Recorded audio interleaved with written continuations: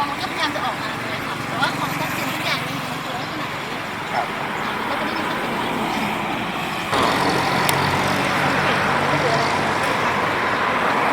ขอความช่วยเหลือแล้วก็พยายามแบบออกแรง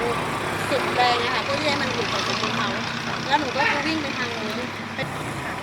ก็ดึงเป็นกระจุกเลยใช่ไหมดึงเป็นกระจุกค่ะแล้วหนูก็วิ่งออกไปพอหลุดแล้วนะคะพอกลับเข้ามาอีกก็ผมก็จะร่วงอยู่ตำแหน่งนี้ค่ะเยอะไหมครับผมที่ร่วงลงเยอะค่ะเป็นกระจุกกำมือตอนนี้เราไปตรวจที่โรงพยาบาลว่า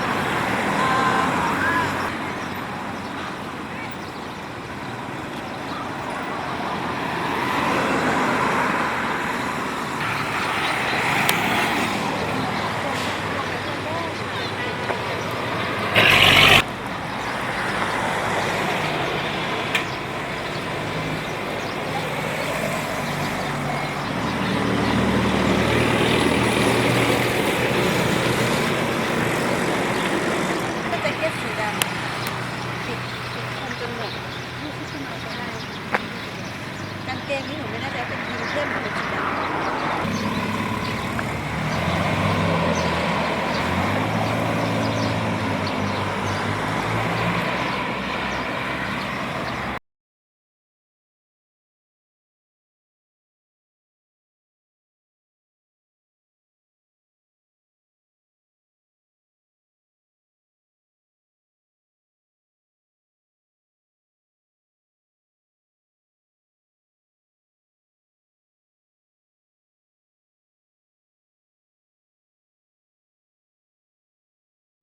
ก็เดินประมาณสักครึ่งชั่วโมงค่ะ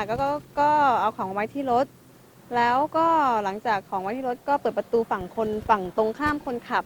เก็บของแล้วก็เดินอ้อมมาท้ายรถเพื่อที่จะมาเปิดประตูฝั่งคนขับเปิดเข้ารถแล้วก็จังหวะนั้นก็มีเสียงเหมือนแบบว่ามีคนมาเปิดประตูซึ่งเรามาคนเดียวมันเป็นไปไม่ได้ที่จะมีคนมาเปิดประตูอยู่แล้วอะค่ะพอหันหน้าไปก็เห็นเป็นใส่โม่งปิดชุดดำก็รู้ทันทีว่ามันต้องมาปล้นแน่ๆอย่างเงี้ยค่ะแล้วหลังจากนั้นเราก็หลุดออกมาเพราะเราก็วิ่งสุดชีวิตเหมือนกันนะคะค่ะแล้วก็เขาก็หายไปค่ะประมาณนี้แล้วคนร้ายได้ทรัพย์สินหรือว่าได้อะไรไปบ้างครับทรัพย์สินตอนนั้นไม่มีในรถเลยค่ะในรถไม่มีทรัพย์สินอะไรเลยค่ะก็กระเป๋าติดตัวอยู่ตลอดเวลาค่ะตอนนี้เขาแจ้งความครับเข้าแจ้งความแล้วค่ะแล้วตำรวจก็กำลังจะสืบจากสายสืบให้อีกทีนึงเรื่องกล้องวงจรปิดค่ะตอนนี้เราได้ไปตรวจร่างกายหรือว่าตรวจร่างกายที่โรงพยาบาลศูนย์เรียบร้อยแล้วค่ะแล้วเดี๋ยวตำรวจจะประสานไปขอผลตรวจอีกทีนึงคิดว่าประสงค์คือมันเป็นได้หลายแบบอะค่ะทั้งทรัพย์สินหรืออาจจะลดหรือจะข่มขืนอะไรสารพัดนะคะเพราะว่าหนูมาเป็นผู้หญิงคนเดียวอะค่ะแล้วแบบนี้เราต้องการให้ตำรวจเขาทำยังไงบ้างอยากใ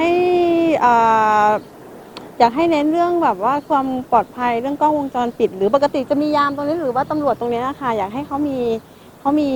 มาเช็คเรื่อยๆอะค่ะผมอยากจะฝากเตือนถึงคนที่มาซื้อของในตลาดเนี่ยค่ะสำคัญเลยก็คือเรื่องล็อกรถนะคะเรื่องการล็อกรถแล้วก็ก่อนจะขึ้นรถหรืออะไรก็อยากให้ดูให้รอบๆอีกทีนึงเพราะว่าภัยมันใกล้ตัวมากๆอะค่ะล็อกรถให้สนิทที่สุดค่ะ